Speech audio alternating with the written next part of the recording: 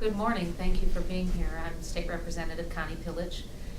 With me is, my colleague, State Representative Teresa Fedor.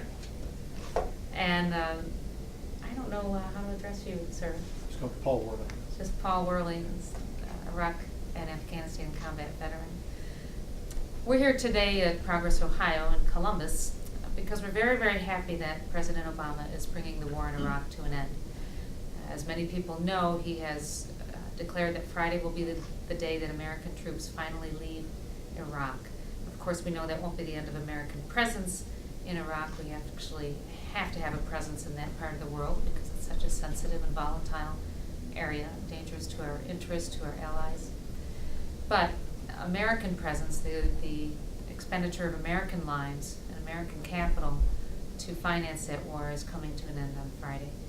This is pretty remarkable. This is one of the campaign promises that President Obama made, and I know that I am very pleased that he's following through on this campaign promise. I am an Air Force veteran. I served 8.5 years on active duty. I served in support of Operations Desert Shield and Desert Storm. So I know what happens in the military when we ramp up and go to war, when we have to wage that war. I'm very pleased that we're able to start to bring this war to a close after a very, very long 9 years. The challenges today, I believe my colleagues will talk about the challenges next of facing our veterans who are coming home. Their challenges are many. Thank you, Representative. I'm Representative Teresa Fedor from Toledo, Ohio. I'm a Vietnam veteran, and I wanted to say to all the Vietnam veterans, welcome home. And we want to have open arms for those veterans coming back and returning home after this war.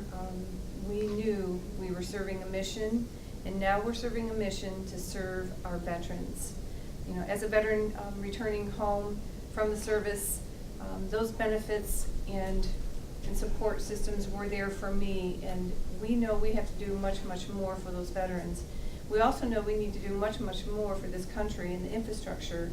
We need jobs. We need to create jobs. These veterans are there to serve now our country in the private sector. They're skilled. They're ready to do even more in learning the skills that they need to help build that infrastructure. We need the American Jobs Act passed right now. You know, we have promises that we must make to those veterans, and one of them is to do the right thing and make sure that they have a job when they come home. It's imperative that we continue to build our country so that it is not only the leader in the world, but a leader in our own nation in building that infrastructure and creating those jobs. I can't see a better time to pull everybody together and do what needs to be done. Those veterans did what they needed to do for our country, and now we need to do what we need to do for our veterans. They've served us well. We will serve them when they come home. So I'm imploring the politicians, the elected leaders, the public servants in Washington to get the job done, make sure that we are welcoming home our veterans and making sure that they have a future in their country. Thank you very much. And I want to introduce Paul. We thank you for your service, and we are now here to make sure that we support you and your generation of veterans. And we don't want to make the same mistakes that we did during my time. So we're here to serve you, and we hope that you can inspire those leaders in Washington, D.C. to do the right thing for the veterans of our country. Thank you. Well, thank you, Representative. I'm Paul Worley, a former Army captain, served a little over 7 years in the infantry. And 2005 was my first deployment to Iraq as a rifle platoon leader. And our job there was to clear, hold, and build in the Euphrates River Valley, which is the Sunni Triangle part of Iraq, which is southwest Baghdad and the Euphrates River.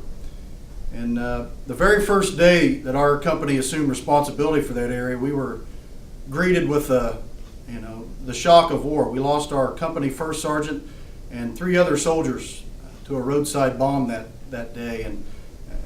And from that day on, for the rest of the deployment, we were fighting a constant battle with the insurgents, Al-Qaeda in Iraq, for control of the country. I remember leaving in late 2006 and thinking that Iraq was never going to get any better and that we were wasting our time. My second tour in Iraq was as a company commander in 2009, and what a difference those years had made in Iraq in the last time I was there. The Iraqis were in charge. They were in charge of their security, their government. The trust between the people and their security forces was immense. And so it was a complete 180 when I had left there the last time.